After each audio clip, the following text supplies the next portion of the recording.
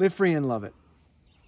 Hey, there's something I've believed my whole life, that how a society treats its most vulnerable persons says everything about what it values. And right now, in New Hampshire, we have a tax problem that most people don't even know exists. Here's what's happening. We fund our public schools almost entirely through the property taxes, and that sounds fine until you realize what it actually means.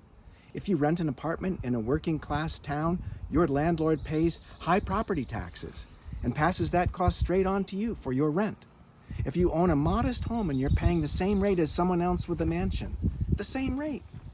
But if you're wealthy, if most of your money comes from investments, from stocks, from income that doesn't show up on the property bill, you're barely touched. The burden falls hardest on the people who can least afford it.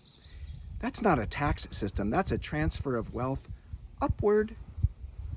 So a group of us, and I'm one of them, have been working on something called the 3-3 Tax Savings Plan. Look it up.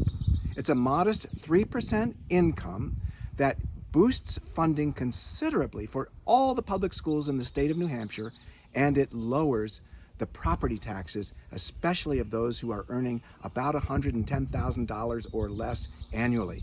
It lowers them by 80%.